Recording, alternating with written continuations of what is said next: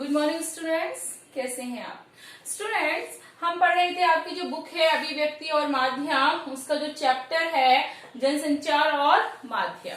तो हमने जनसंचार के बारे में पढ़ लिया था, थोड़ा सा संचार के बारे में मैंने समझा दिया था कि जनसंचार के जब भी काम होते हैं उसमें, जैसे एग्जाम्पल के लिए मैंने आपको समझाया था न्यूज़पेपर किस तरह से छपता है, उसमें जो भी उसके संपादक होते हैं, उप संपादक होते हैं, वो किस तरह से अपना उसमें रोल करते हैं। अब आइए हम पढ़ते हैं आज संचार के कार्य कि संचार के कार्य क्या क्या है, उसमें हमें क्या क्या करना पड़ता है।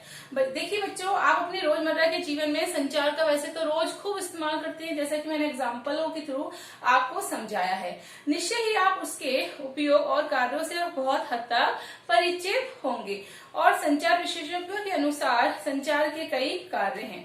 इनमें से कुछ कार्य जो हैं वो निम्नलिखित हैं। जैसे कि पहला कार्य है बच्चों, संचार का प्रयोग हम कुछ हासिल करने या प्राप्त करने के लिए करते हैं। बिल्कुल सही बात है। आप संचार से कुछ भी, संचार के द्वारा आप क्या कर रहे हैं, कुछ भी वस्तु को मांगने की कोशिश करते हैं, यानी कुछ भी हासिल करने के लिए।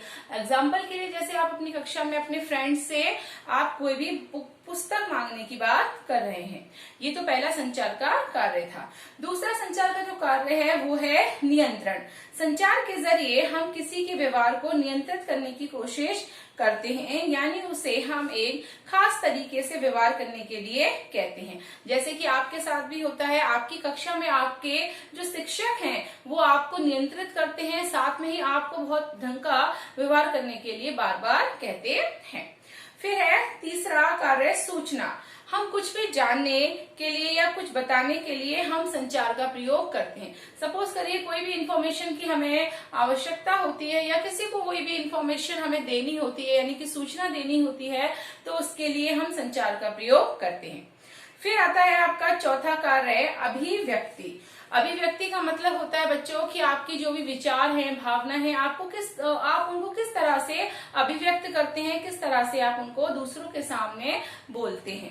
तो देखिए, संचार का उपयोग हम अपनी जो भी भावना है, विचार हैं, उनको अभिव्यक्त के लिए करते हैं, या फिर कोई भी खास मौका है उस पर कुछ भी अच्छा बोलने की हम जो भी प्रयास करते हैं वो क्या कहलाता है, अभिव्यक्ति कहलाता है। तो इसके लिए हमें किसका सहारा लेना पड़ता है, संचार का सहारा लेना पड़ता है। फिर है सामाजिक संपर्क। संचार का प्रयोग हम एक समूह में आपसी संपर्कों को बढ़ाने के लिए भी करते हैं। कैसे करते हैं बच्चों कि आस पड़ोस में जब हम लोग रहते हैं, साथ में हम लोग उठते हैं, बैठते हैं, लोगों के साथ हम लोग बातें करते हैं, अर्थात अपने मेलजोल बनाते हैं, रिश्ते बनाते हैं, तो ऑब्वियसली हमें संचार का प्रयोग हम करते हैं। नेक्स्ट क्वेश्चन है, नेक्स्ट प्रकार है संचार का प्रयोग अक्सर हम अपनी समस्याओं की किसी चिंता को दूर करने के लिए करते हैं।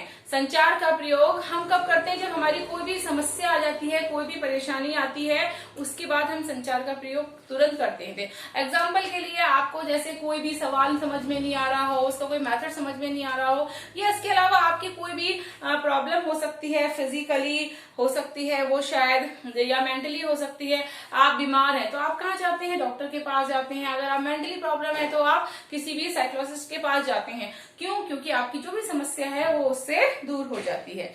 नेक्स्ट है आपका 7, संचार का प्रयोग हम अपनी रुचि की किसी वस्तु या विषय के प्रति प्रतिक्रिया व्यक्त करने के लिए करते हैं।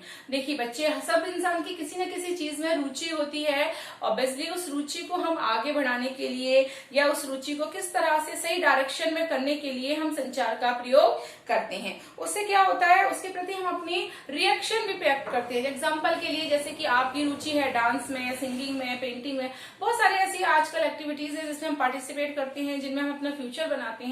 तो कहीं ना कहीं उसमें सबसे पहले किसका प्रयोग किया जाता है, संचार का, अर्थात संचार का सहारा लेते हैं। लास्ट है बच्चों आपका कार्य संचार का कि इसके साथ ही संचार का प्रयोग हम अपनी किसी भूमिका को पूरा करने के लिए करते हैं, अर्थात कोई भी ऐसी परिस्थिति की मांग होती है तब हम संचार का प्रयोग करते हैं। जैसे कि आप एक विद्यार्थी के रूप में भूमिका निभा रहे हैं और एक मैं शिक्षक के रूप में भूमिका निभा रही हूँ, तो दोनों ही अपनी बात को अभिव्यक्त करने के लिए किसका प्रयोग करते हैं बच्चों, संचार का प्रयोग करते हैं। तो ये तो हमारे थे संचार के कार्य। अब आइए आगे हम देखते हैं जनसंचार के कौन कौन से कार्य कार्य होते हैं। तो बच्चों जैसे संचार के कई कार्य हैं, उसी प्रकार हमारे जनसंचार के भी बहुत कार्य हैं। जैसे कि पहला कार्य है जनसंचार का सूचना देना। जनसंचार माध्यमों का प्रमुख कार्य सूचना देना है। हमें उनके जरिए ही दुनिया भर से सूचनाएं प्राप्त होती हैं। हमारी जरूरतों का बड़ा हिस्सा जनसंचार माध्यमों के जरिए ही पूरा होता है।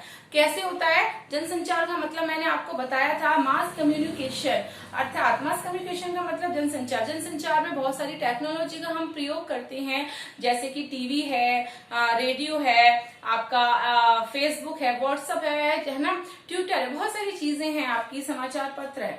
तो उसके द्वारा हमें बहुत सारी सूचनाएं प्राप्त भी होती हैं, साथ में उन सूचनाओं को भी हम दूसरों को देते हैं। इसलिए सबसे बड़ा हिस्सा क्या है हमारे जनसंचार का बच्चों?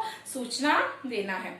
दूसरा होता है बच्चों शिक्षित करना। जनसंचार माध्यम सूचनाओं के जरिए हमें जागरूक बनाते हैं। जागरूक यानी कि हमें अवेयर बनाते हैं। बिल्कुल सही बात है। जनसंचार की जो भी टेक्नोलॉजियां हैं उसके द्वारा हमें शिक्षित होते हैं। शिक्षित का मतलब है कि आपको कोई कोर्स कराना नहीं है, कोई एजुकेशन से रिलेटेड नहीं है।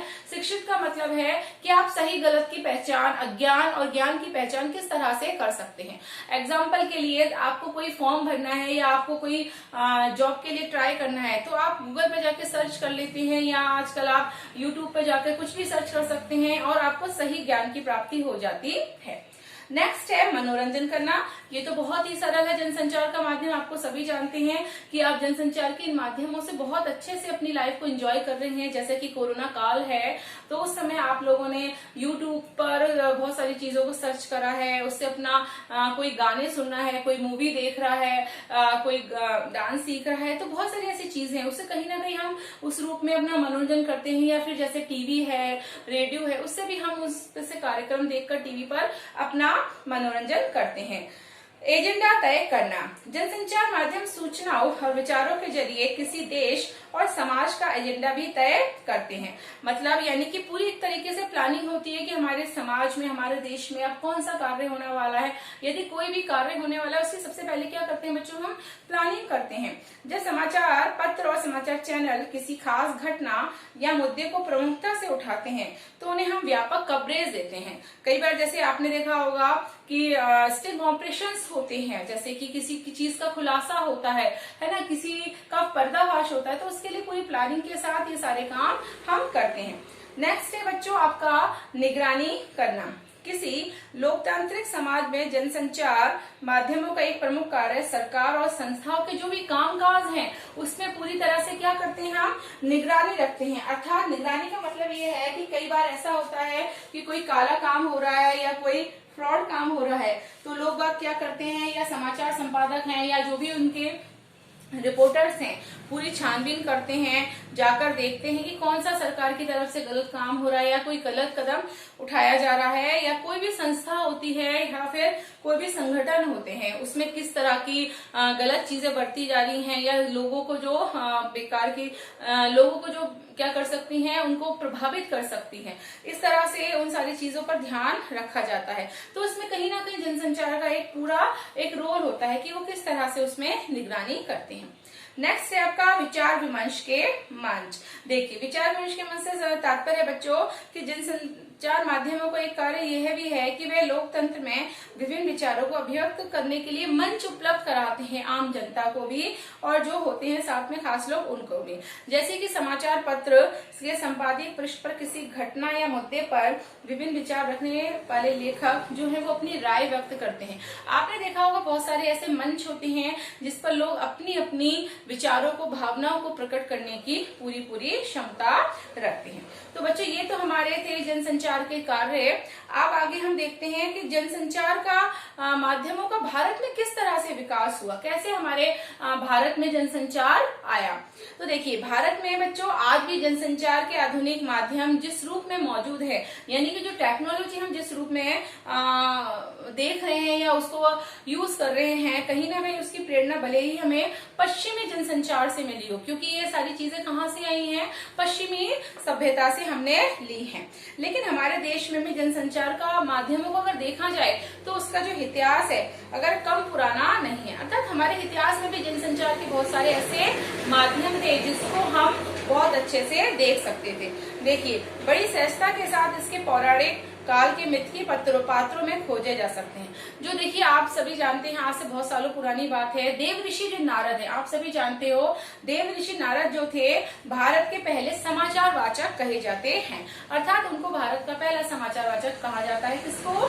देव ऋषि नारद को, जो कि वीणा की मधुर झंकार के साथ धरती और देवलोक पर के बीच संवाद सेतु का काम करते थे। संवाद सेतु का मतलब आप सभी जानते होंगे कि नीचे की बात ऊपर और ऊपर की बात नीचे, अर्थात एक दूसरे को किस तरह से मैसेज देना है, इस बारे में वो बताया करते थे।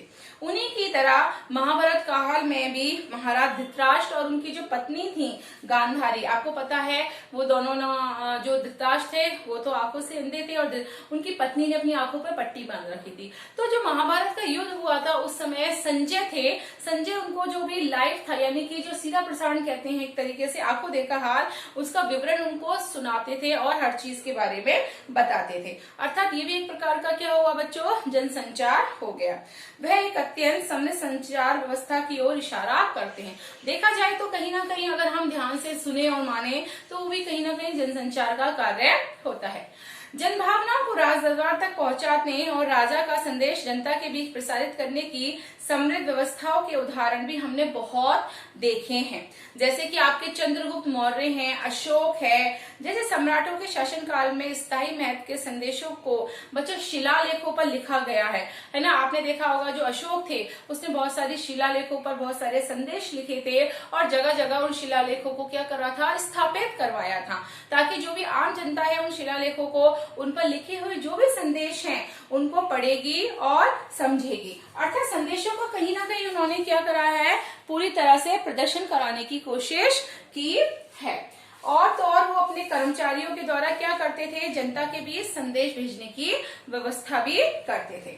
लेकिन भारतीय संचार परंपरा की खासियत बच्चों ये भी रही है कि राज दरबारों के समांतर हमारे यहाँ लोक माध्यमों की सुलझी व्यवस्था है। अर्थात प्रागैतिक काल हो या चाहे कुछ भी हो, हमारा पुराने जमाने का समाज उस समय भी क्या करते थे? ये देश के बहुत सारे ऐसे हिस्सों में, जैसे कि विभिन्न प्रकार की नाट्य रूप है, कथा वाचन है, बाउल सांग है, रांगनी है, तमाशा है, लावणी है, नौटंकी है, गंगा गौरी, यक्षगान आदि विशेष है। कहीं ना कहीं इनके माध्यमों से हमें संदेश की प्राप्ति होती है। अर्थात जैसे कि इन विधाओं के कलाकार मनोरंजन तो करते ही हैं, साथ साथ हमें संदेश भी देते हैं। तो बच्चों, आज की क्लास आपकी यहीं तक होगी, कल इस क्लास को मैं कंटिन्यू करूंगी। Thank you.